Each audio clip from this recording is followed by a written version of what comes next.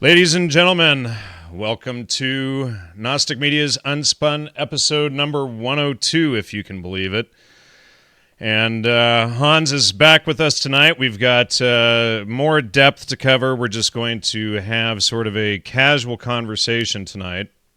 Wanted to give thanks to a couple of people for sending things. First off to Tamara for sending the soap and beef jerky. I've already hammered one of these packages here, but thanks for that. Thanks also to Tony for sending the H.G. Wells book, The Outline of History. And of course, Wells is one of the people that we've constantly exposed, who is a friend of the Huxley family, friend of Thomas Huxley, and tutor to Aldous Huxley, the famous psychopath.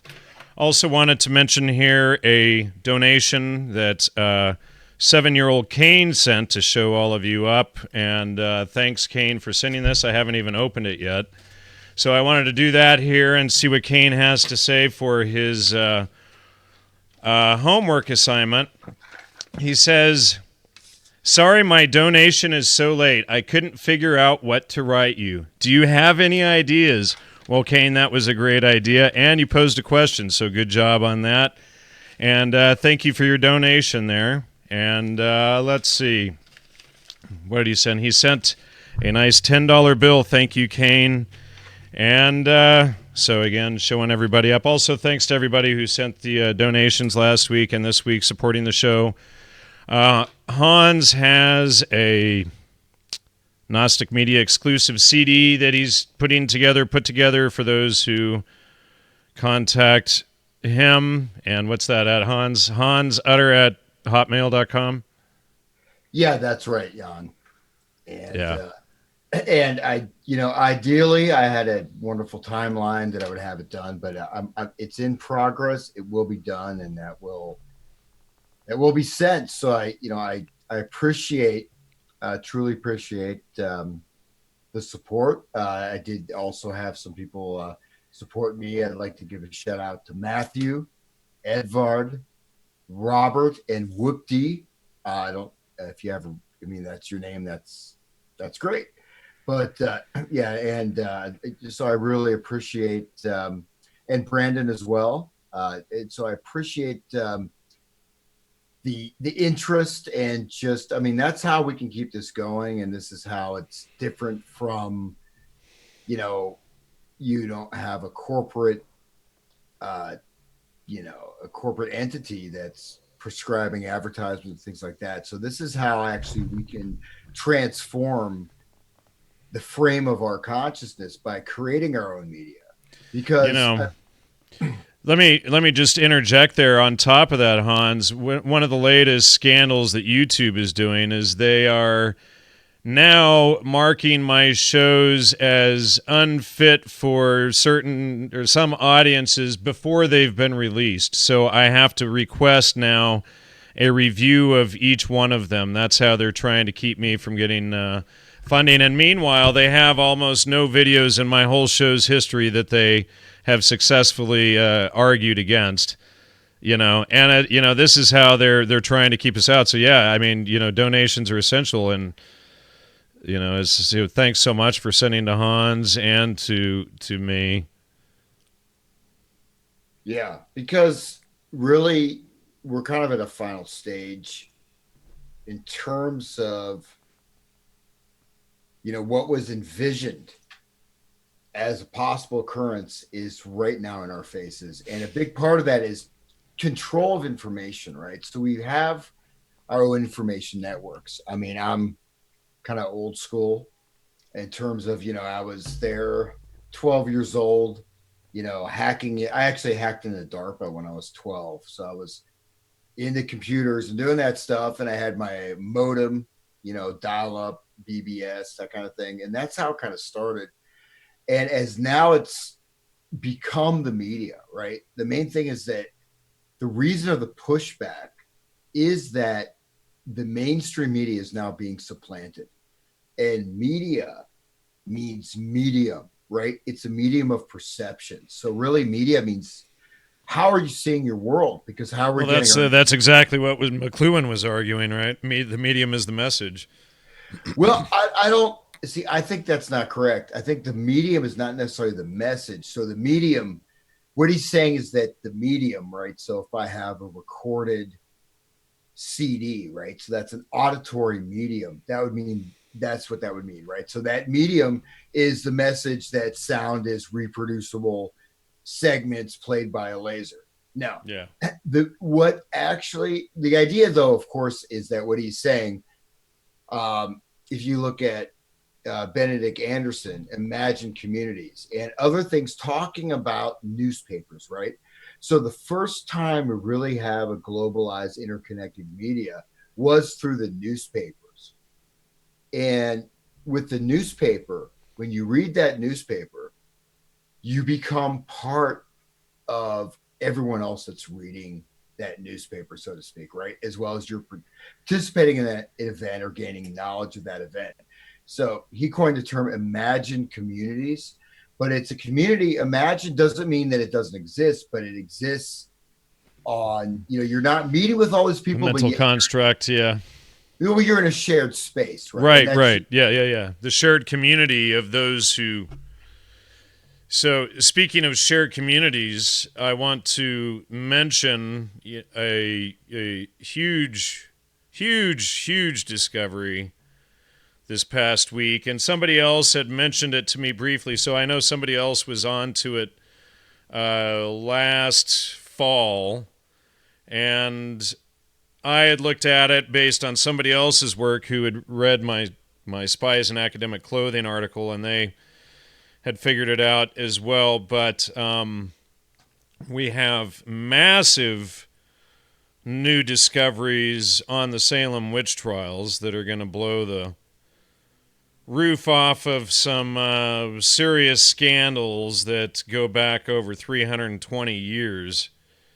And things are not what we've been told. I don't want to go into it too much yet because it's based on several people's work combined, including mine. So I just want to let people know that there's some exciting stuff coming down the pipeline on that. It's going to blow everybody away, and always with the Kabbalistic inversion tactics, and that's probably another topic we should try to touch on today somehow. But anyway, I need to do a whole show or series just on Kabbalistic inversion. well, the inversion aspect, but the media thing, I just want to talk about that for a bit because it's so central. I mean, if people have noticed the way Google searches are being changed and Oh transformed, yeah, oh yeah. and They have a new algorithm out against me now that only pulls up like negative stuff about me, dude. yeah, It's so obvious. yeah.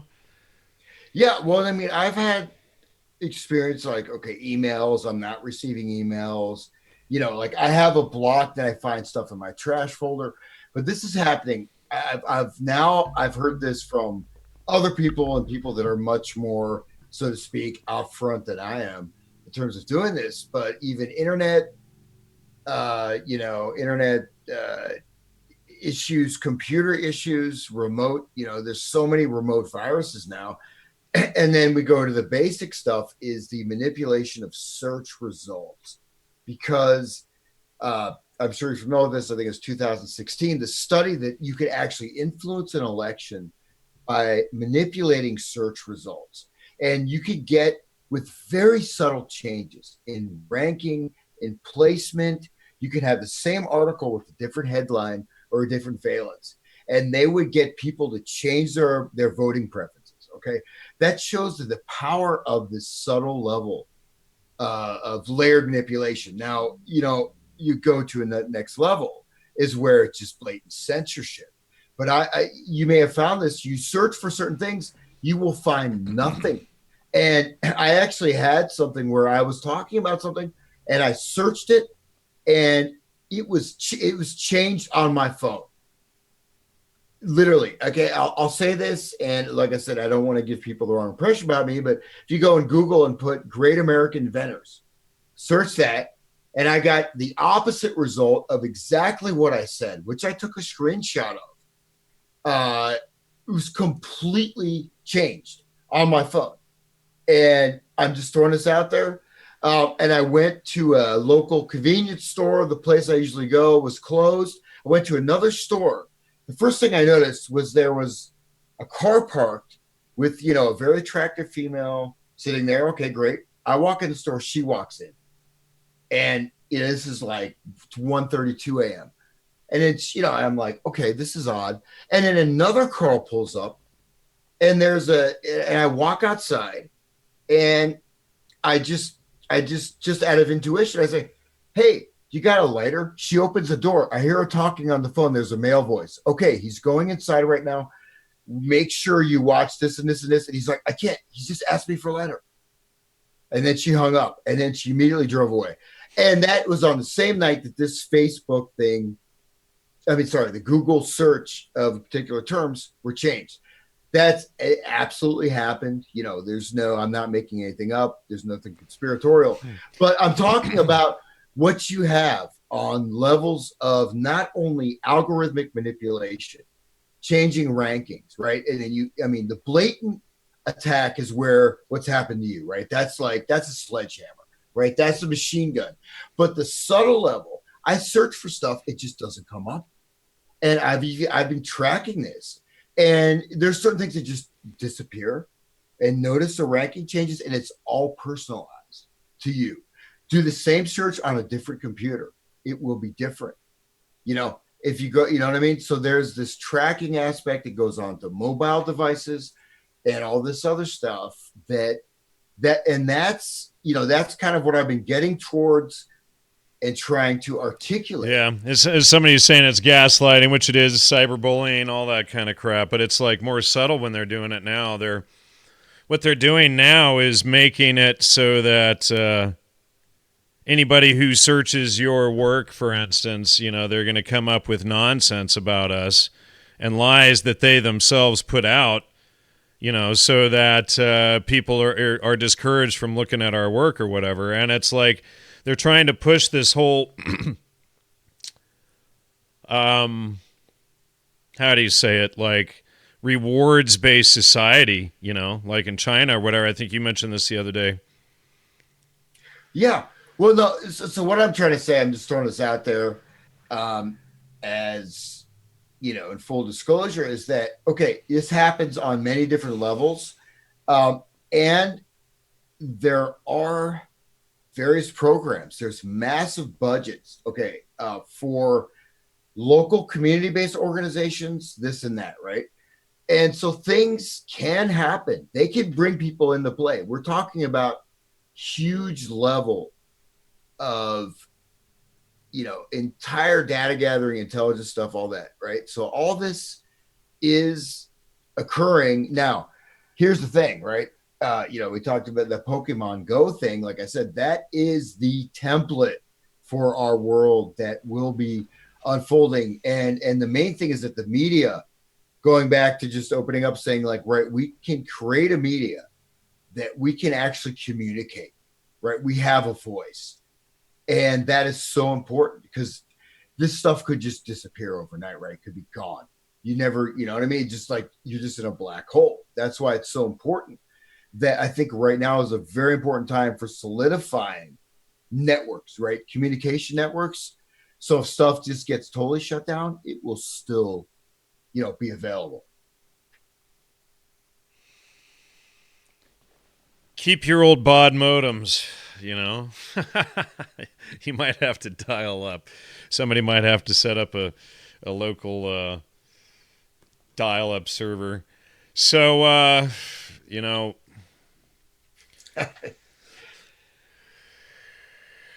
So, what do you think is the direction they're going to? What do you see things 10 years out if we don't stop this stuff? If more people don't stand up and help? Well, the basic setup is found in fiction, right? In quote unquote dystopian novels.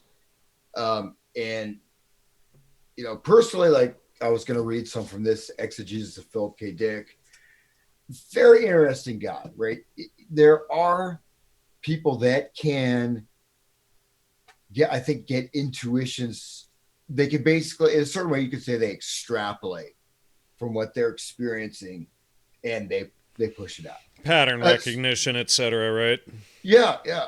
Or else, it's maybe it could be a visionary experience where you see what's unfolding. However you want to, delineate how that's manifested. So right now, we have a lot of things that would have been unthinkable. Let's talk about Google. Okay, about the Twitter revelations, right? About that. This is this guy Veritas James O'Keefe, who did an initial video basically with whistleblower from Twitter saying, okay, we censor certain posts and we manipulate stuff, and then Twitter responded, oh, this is one person, a disgruntled employee. And then they came out with a whole architecture of basically, gaslighting, censoring, manipulating information flows, right? You have the testimony to Congress with Google, Twitter, and Facebook. This happened a couple of weeks ago, saying straight up, we are part of this plan or project to eliminate, I forget how they phrased it, like dissent or no homeland threats, or cognitive dissonant paradigms. Anyone can look it up. So that just happened, and we can trace it back and back. But now it's come to the point where it is the point when they're blocking your channel, right? Because we're not, come on, we're not like 150 million views for, the cute dog, my dog, whatever it could be, right? My dog, dances like James Brown.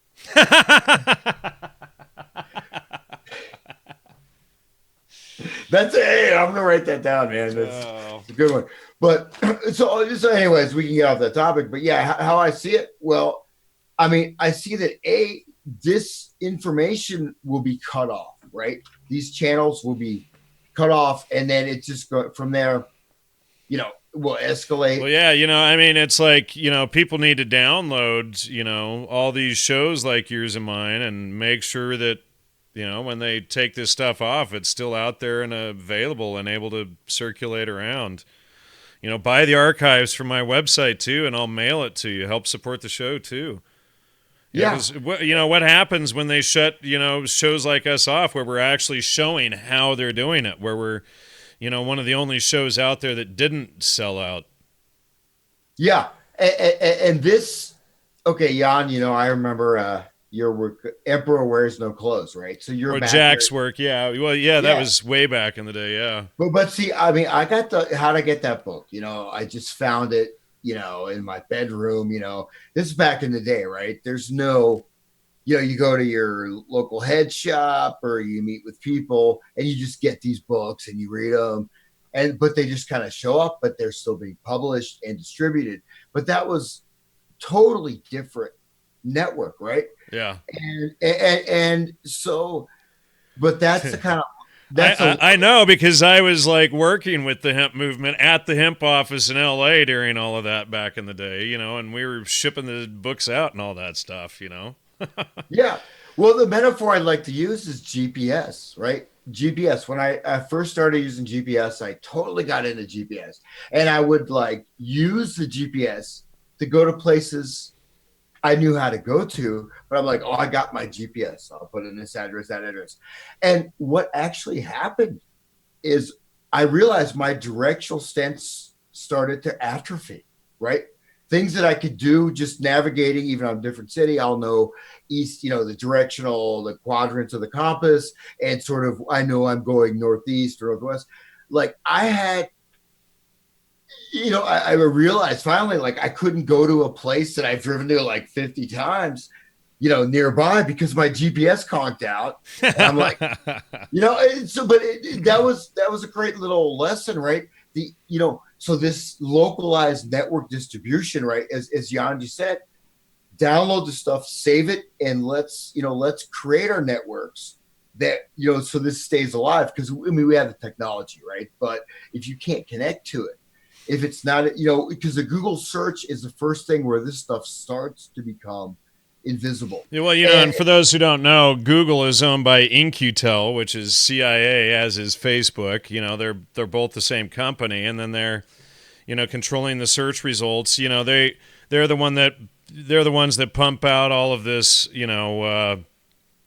extreme liberal transhumanism, transgender stuff. That's all CIA oriented stuff that they're pumping out. The psychedelic revolution, all of that stuff. That's their darling. The feminism, the MGTOW, all of that stuff. And you realize this, and it's like, it's no wonder why they're trying to shut us up and keep this show, limited. The last thing they want is, a million people, 10, 20 million people catching the show one day.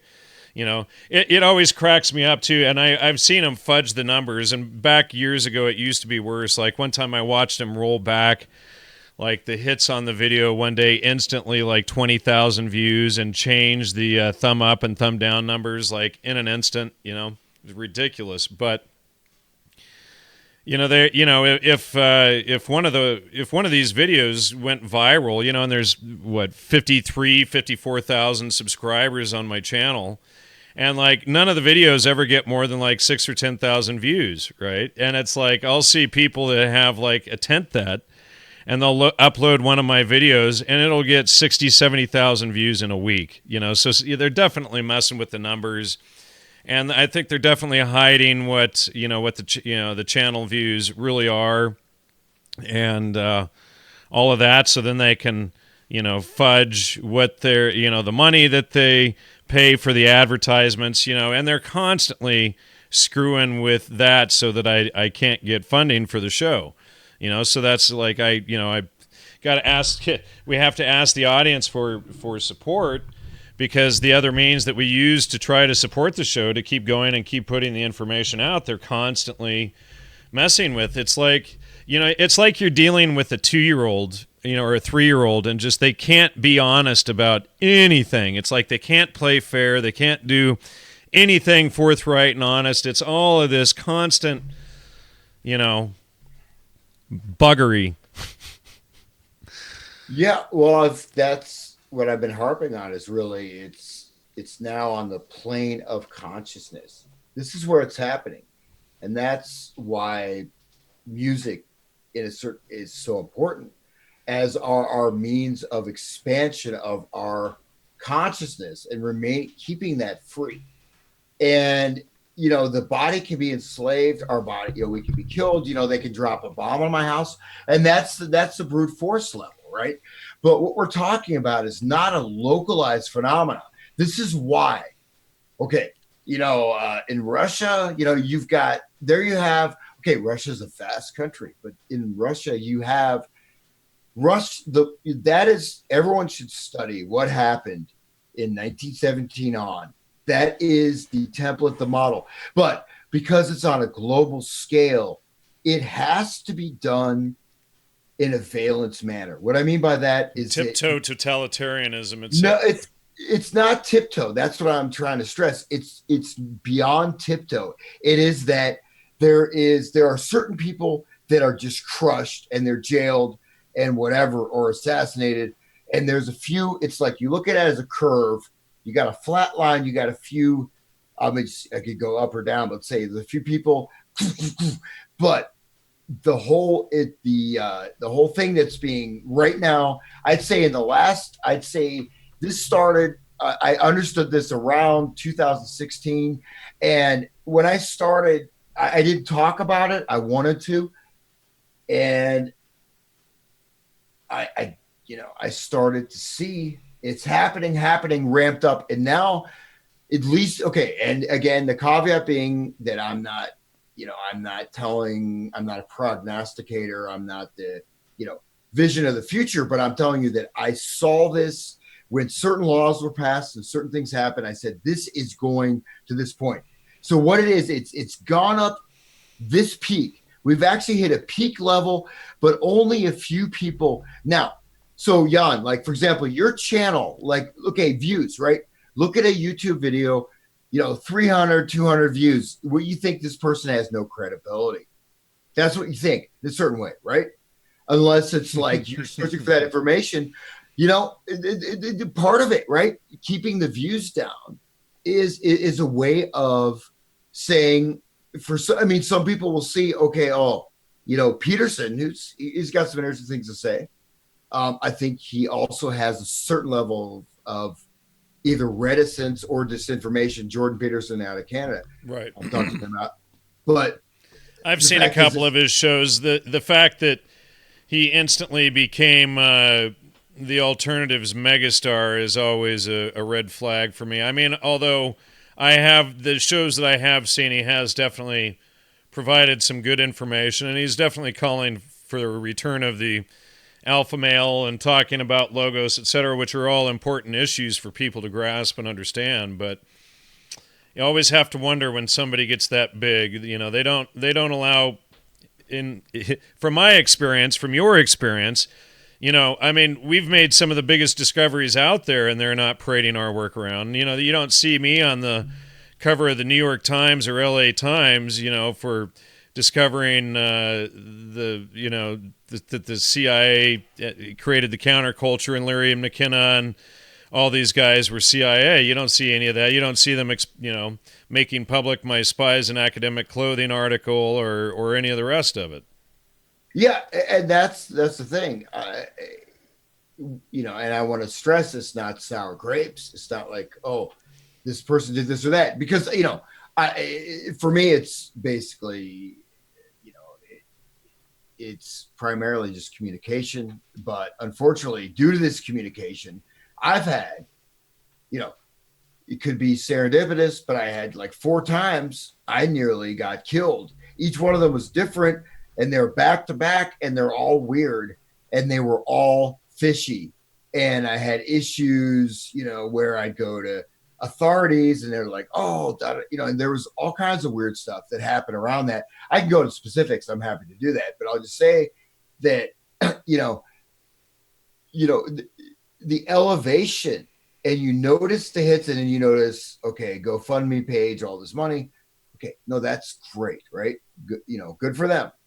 On the other hand, there are these things that, I'm talking about these peaks, right? So you look at, when I said the inverse peak, the negative thing is someone going thrown in jail. Then you have the other side of that reaction, which is someone gets pumped up. That's sort of reflecting that person's position. They're suddenly, well known. And usually you have what's called sheep dipping. I'm sure everyone knows that, is where somebody, oh, okay, well, this person, they got fired and now they're coming out or whatever, so that also, if it can be a bit fishy, right? So, but we don't want to go into a space of paranoia, because there also are people, like I said, there's certain stuff, Jan, that I don't talk about on the air, just because that just, I'm not going to make a public statement, but I know what's going on, right?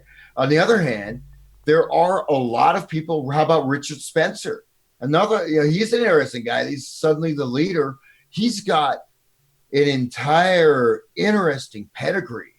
And there's 2 people, that one guy, Jonathan Bowden, who is a wonderful intellectual, great speaker, came to visit Richard Spencer. I heard an interview, and he sounded extremely articulate. And I could not believe it was him talking, because I'd never heard him speak in that, intellectual manner. But this guy who went back to England, dies of a heart attack. He's like 48, just drops dead. Okay, fine. And that's not say connecting to him, but he's got all kinds of interesting and weird connections and then you have people, but you also notice that, okay, they haven't developed, people just pop out as leaders, right? And the danger is that, you take away not only the energy of the movement or the truth, but also when, you also set someone up to fall. Here with the Feet of Clay, Alex Jones, you know, my hero, man. Alex Jones, man. I had my whole bedroom wall Alex Jones pictures. I bought every supplement he ever made. And then I grew man boobs. I said, I'm not going to take him anymore.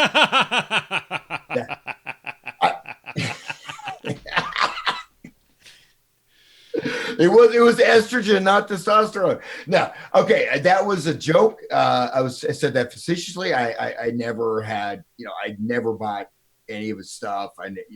But I'm saying that's like, you know, that's the thing is that this person is set up, and then you doubt even those people who are speaking the truth. So even if everything they said was true, if that person turns out to be an agent or false or whatever, then that's going to color that information, right? So we have a process of information transfer, but I think also there's a great importance for leadership in terms of, you know, like back in the day, right? You know, you could print stuff off. You could make Xerox copy magazines, have it distributed.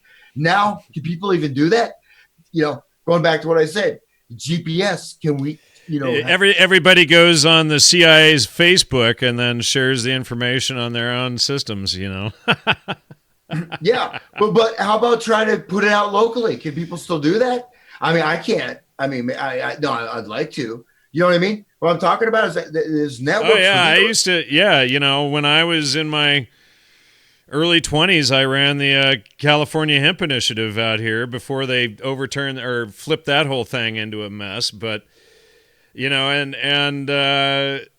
it's like, you know, that's what we were doing. We were, you know, making copies of flyers and handing them out and telling people where, you know, hemp rallies and stuff would be, and you know, I mean, it was like on the ground work. You know, you had to go to like the Parks and Recreation Department and get a permit for free speech and all of this stuff, you know. But that's, dude, I mean, I'm telling you that's like that's like the forgotten wisdom, right? Oh, well, yeah, I remember it well because I lived it, you know. I did it.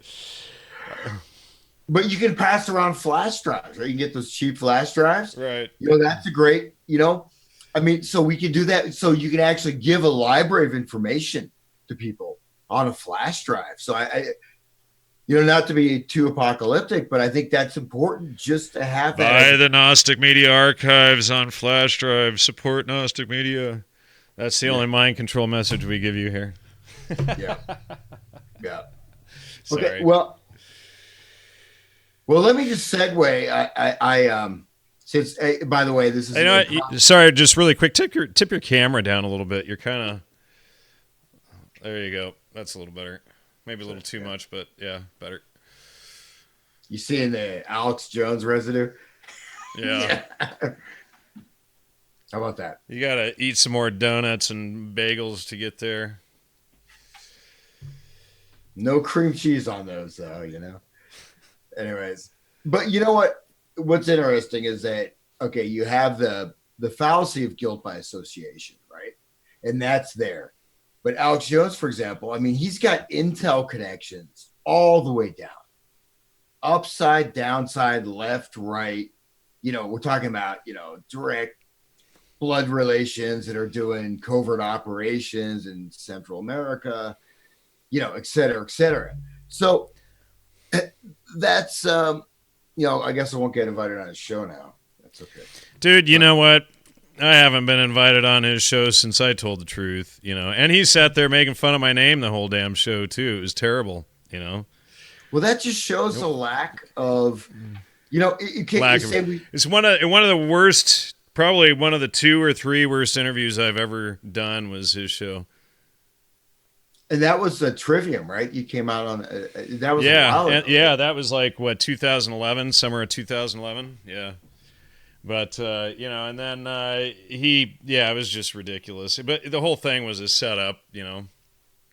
Well, that's the mode, right? He goes into like frat guy or like the bully, you know. Hey, Yeah. You know Oh, what I you know mean? what? And then you know what he did was he even edited our show. He had it edited and re-released his own version of it that had some of the stuff chopped out of it. I think I may have saved the original copy of it to prove that. You know.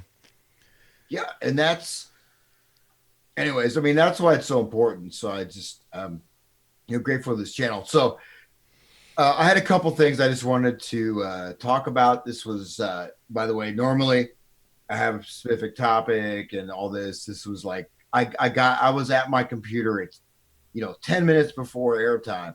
So, but I wanted to just I got a guitar here. Yep, and we're gonna let you play. You know, and I got to thank you because I was hoping I was gonna get Mike Boriola on tonight from the Eagles to discuss all of that. He's a former quarterback. He's been wanting to come on the show for a while, and that didn't happen. So hopefully we'll get him on next week and see how that goes. So hit it, Hans. Yeah. So basically, I'm doing this because I didn't know what I was going to talk about, right? No, but I wanted to say that, so we look at music, right, itself. So I want to stress that it's not that music itself is evil, bad, or whatever, but it's associative conditioning, as well as the intention. I think there's an intentionality. So I want to demonstrate. So I just made up this chord progression. Well, made it up. I started playing it. So here we go. It's just.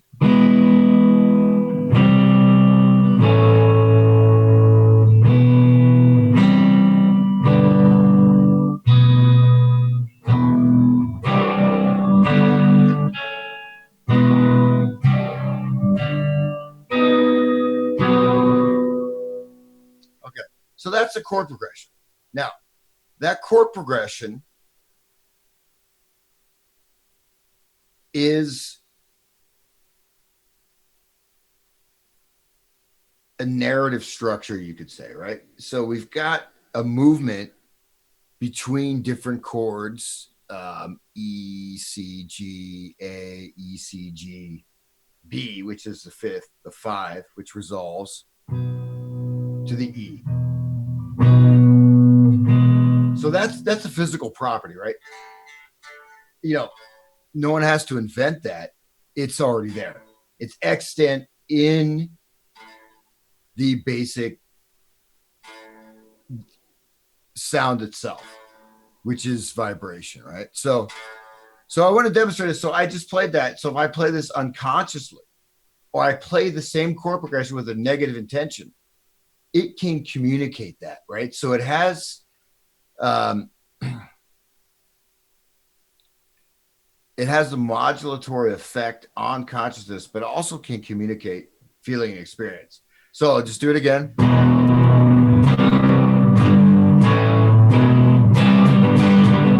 I'll play very angry.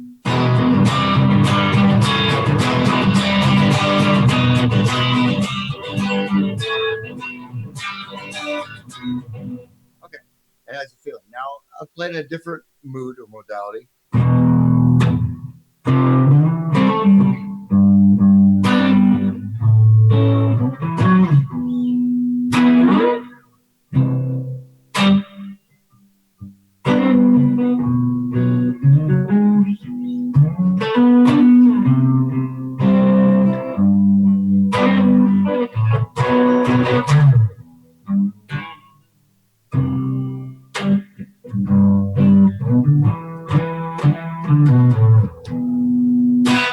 So that. Somebody says you're triggering 80s flashbacks. All right. Well, that's exactly what I want to do. Oh my God. I thought I made this chord progression up. Now, but so what I'm saying is that just by playing that, right? So I internally will communicate something different. But also these movements, which are natural properties of sound, right? Of vibration. If they're articulated with awareness and positive intentionality, have a totally different effect. So the same thing when it's, turned into a not only means of control, but a means of mechanization and unconscious activity. So you're looking at some kid, da, da, da, da, da, da, and this is basic, right?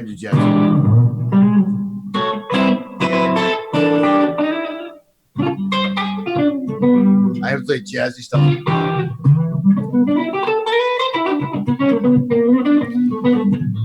Unconsciously, right? Break off into some Brian Setzer there. Now, I'll do the same thing with awareness and intentionality, communication.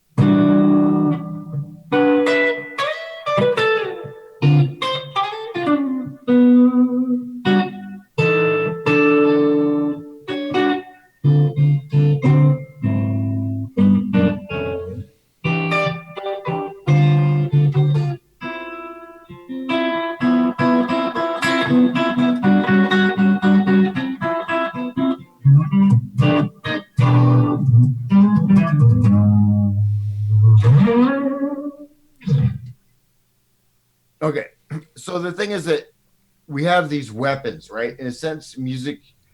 This guy named Fela Kuti, this African musician, he said music is the weapon of the future, right? And that's true, right? Music is the weapon of the future. So this scale, right? All of our music, which is, it has, the blues scale.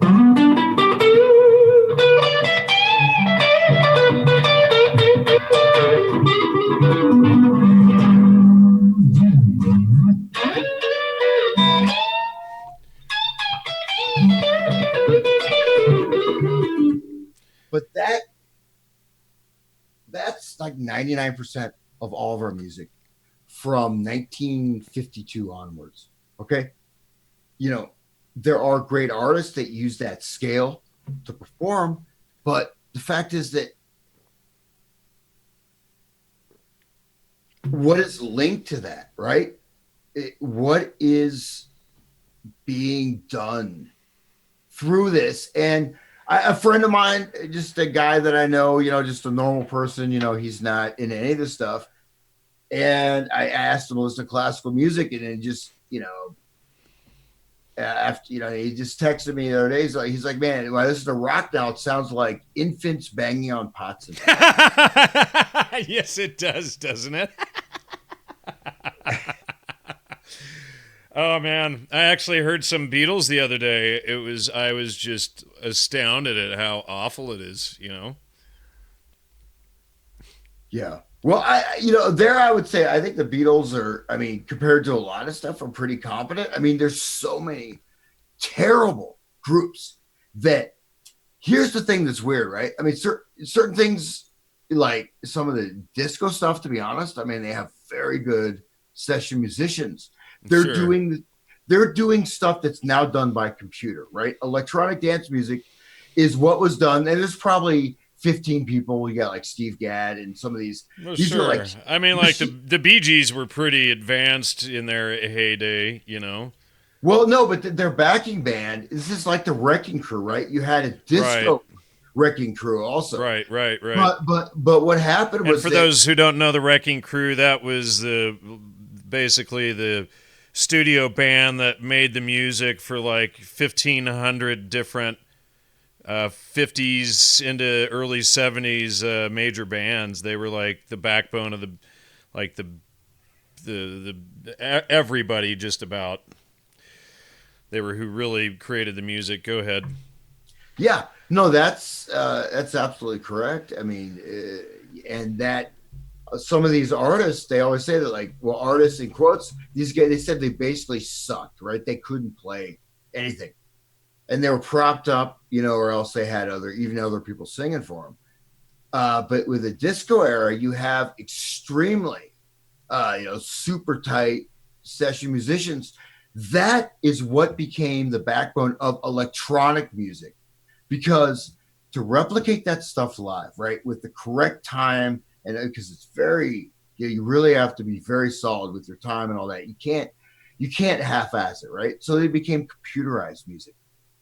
And the reason hip hop was promoted, well, supposedly, from my friend who was like in the, kind of music scene out there, he said, Fleetwood Mac did the album Tusk, the most expensive album of all time. Then they started promoting hip hop because you got a guy ripping off a couple things. Music industry has always been very bad about copyrights, and suddenly you got a record for like, a couple $1,000 compared to a couple million.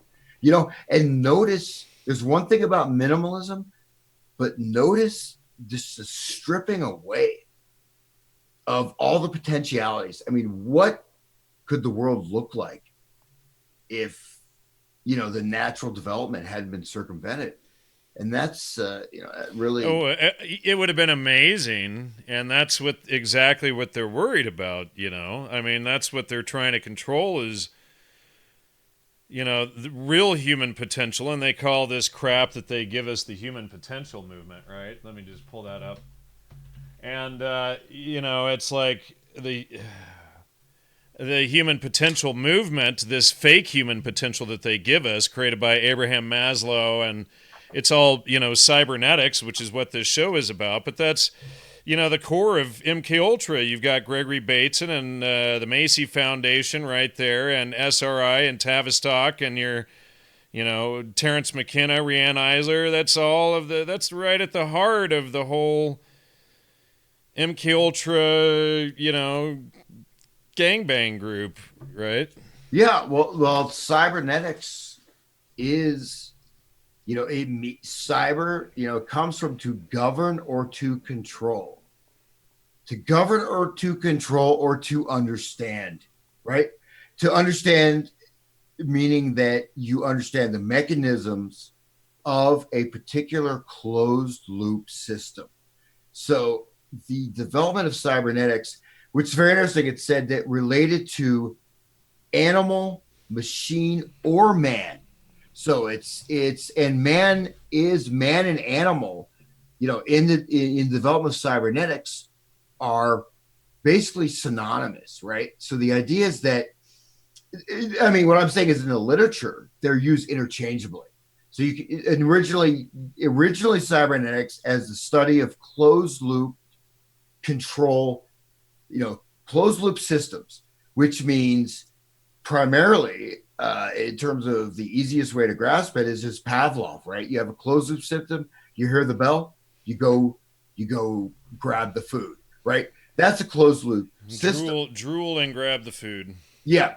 I mean, it is far more complex than that in terms of, how it was developed and designed. But what's very interesting is that cybernetics itself is, it's actually, I just finally realized that what I've been talking about with all this history stuff and music, these are closed cybernetic loops.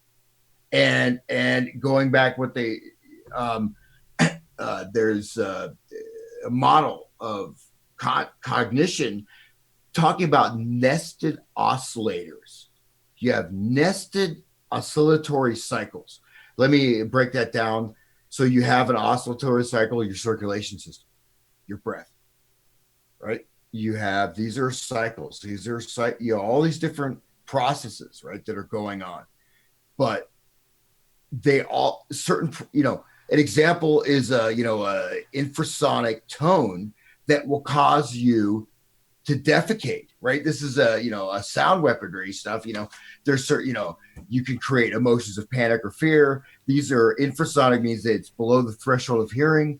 It's like, say, elephants can communicate over, hundreds of miles using infrasound because it travels very far, but it's totally inaudible. But certain frequency ranges directly operate on the human brain.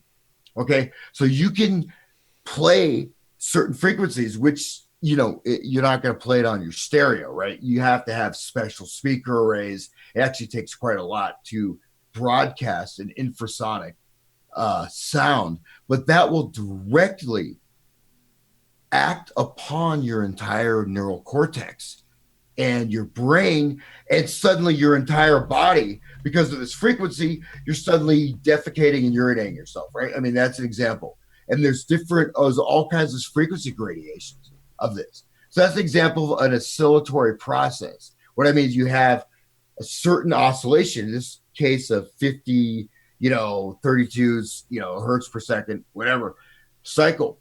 And then that goes into your brain, starts to align with that frequency, and then all these other systems,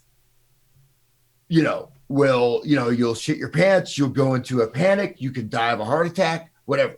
Okay, that's an example, but nested, of nested oscillators, right? So they're all going around, they're all vibrating. And so that's what a cybernetic loop is, right? A cybernetic loop, a single oscillation cycle. It could be, okay, you know, I'm white and I hate myself because I'm white. And that's just a little cycle. It just keeps going around and around. It's a loop. And there's little things will feed into that loop. Because with the cybernetic loop, you can feed information in from the outside. That's the point of cybernetics, to govern or to control these loops, right? Dog training a dog, you're creating a cybernetic loop. You may have 50 different loops in a dog, right? A dog can sit, stand, go outside, walk time, whatever, right? But there's also the level of connecting those, right? So that is, cybernetics, sort of in a basic way, but it developed in 1845. I think the guy's name was Wormer, right? And it was a way, but it's it's called infradisciplinary subject, infra or intra. So it can get, it's not multidisciplinary. It connects all this stuff. And in fact, a lot of people think the Macy conferences were because of cybernetic theory, but cybernetic theory, it was developed, in the mid 19th century. But it did come to the sort of national consciousness in the 50s. And here's where you have kind of like you have the book Maxwell Maltz, Psycho-Cybernetics, right? The same time as Norman Vincent Peale. It's a self-help book. How to create and construct your own psycho-cybernetic loop systems for success, prosperity, relationship, whatever you want. So that's Psycho-Cybernetics. That book, I think, is, I don't know how, I think, as far as I know, it kind of sort of disappeared, but that it came out about the same time as the Macy conferences. But then, as you mentioned, Bates and all these other people are all part of this. And people say, well, how could this be coordinated? How could this be possible? Well, it can't, it's possible when you have these types of infra or intradisciplinary, which means that you're going to give this problem. Okay, Mr. Media Guy, you take this thing and apply it here. Okay, bioscience guy, you do this, or you know what I mean? So it means that you can subdivide the deployment of, I would say, constructing cybernetic loops, which is at the basis of Lily's work, programming and reprogramming the human biocomputer, right? Which is his work with dolphins and LSD, and going back to psychedelics. Yeah, and he was doing probably some perverted stuff with the dolphins too, as well, and other weird things. No, come on. No, come on. No. Are you being sarcastic? No, I'm not. I mean, he was having, dolphins are violent, man. Dolphins, I think we talked about this. Dolphins have been known actually to rape human females. I mean, dolphins are like very sexually aggressive. I don't know if you knew that. I didn't. Yeah, SeaWorld and stuff. Not John Lilly. I don't know, man.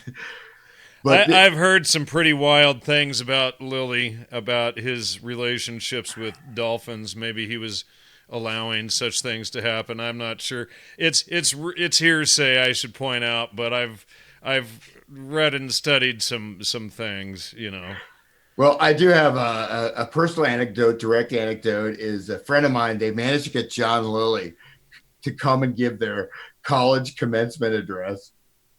And at this point, he came in, he was in a wheelchair. He had a ketamine drip. He had an IV of ketamine, and he talked about aliens mostly during the address. So I think he died, shortly after that. But Yeah, he was. Yeah, I heard. From what I understand, he was pretty well a mess at the end of his life. But yeah, he was one of the MK Ultra doctors, and I don't know what sub project he was involved in. And I'm just showing the brain database up here. But Well, no, people. what's interesting, Jan, is that, as in terms of my other life, I'm reading actual scientific literature. Like John Lilly's stuff, though, is not really scientific. It seems scientific on the surface, but there's no way that is this a document from you have all these, government sponsors and all this stuff. This is the shit I'm sorry, the stuff you're publishing? Hell no. I'm sorry. I mean, this is what is for the intelligentsia masses to read and think they're reading a scientific study, I would say, in my opinion. On the other hand, the stuff is broken down, right? I mean, some of these programming codes and the development and how it was, I mean, things slip through the cracks, right? I mean, it's not like, again, it's not a homogenous unicellular entity. This is, I mean, in my opinion, it's based on a philosophical misunderstanding. And then once you understand there is a wrong decision, then you can either choose the light or the dark. And there's a lot of that choose that other side. Yeah. Because the misunderstanding, I mean, you can have that misunderstanding and then suddenly you're like, oh, I've got it all. I've got fame, fortune. I'm on Gnostic Media. I mean, this is but I'm saying, what I'm saying is that I've got it all. Wait, oh, I'm not happy. Something's wrong. This is how many people are like that. But there's different ways you can reach that point, right? That null point where you say, wait, this isn't right. But yeah, exactly. But so what I'm saying is there's a lot of people when you have an intra or infra spectrum discipline like cybernetics, you deploy many, many different people doing different things that may not be aware of what they're doing. But the cybernetic loop factor and the Macy conferences, and so do we have actual documentation? We have the minutes. We have Macy conferences. I have the Macy conference's minutes in the other room. I mean, who knows how much they've edited out, but I do have a copy of it. I didn't put it on the desk for us tonight, but it is available. Yes. Is it edited? You think, or I mean, how much detail is in there? Is there actual transcript? I would, I mean, we can only guess that it's edited. I mean, they didn't even publish it until like a decade ago, right? Maybe, may have been, and it's published out of Germany too, interestingly. But the home of free speech. Yeah, it may have been the '90s. It was published. I'd have to check the date on it, but it was,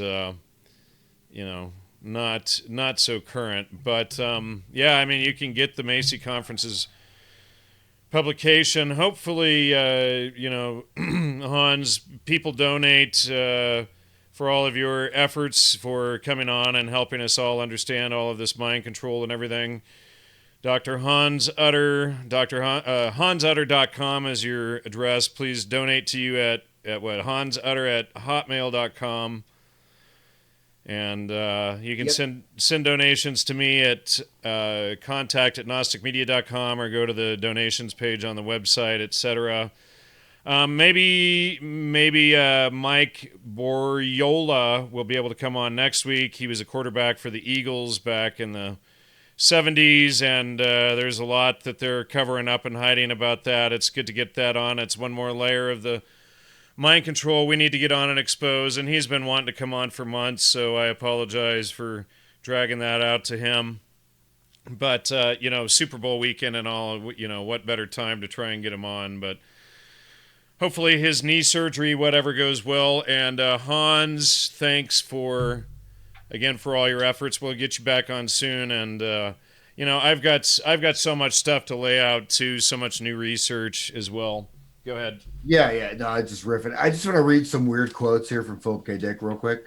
Sure. Last 2 minutes. Then we're gonna wrap it up because we got about a minute left, and then I gotta get going. Okay. Christ was and is the life of the totality expressed in its true form as sentient information, older term, wisdom, or logos. His appearance here marks the entry of the anima of the total nous into this separated off ossified region. It keeps going. Just another quote. So this is from the exegesis. So it was interesting, the idea of the logos as logos knowledge. And I'm reading another quote here from the exegesis. So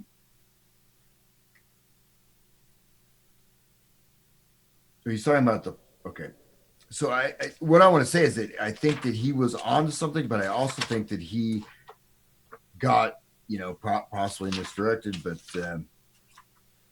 at the moment of Christ's death, the world melts in a fabulous way, taking on the life of Christ in a macro form. This is the resurrected Christ, now cosmic. Meanwhile, the person who is renewed lives on past his fated moment of death. Astral determinism. Okay, kind of interesting, right? So he's looking at the logos, which he also posited had the Valis, which sounds like an AI entity. So that's, it's interesting that I don't know about AI entity, but I see logos as more as truth itself, but that's a whole other. We can do a whole show on that on another day. well, I just want to say that seems like he's saying truth as the body of logos, right? Right. The body of truth. Right. And he said the sacrificial death actually expands it into the entire macrocosm. So everything is the body of truth, right? So right.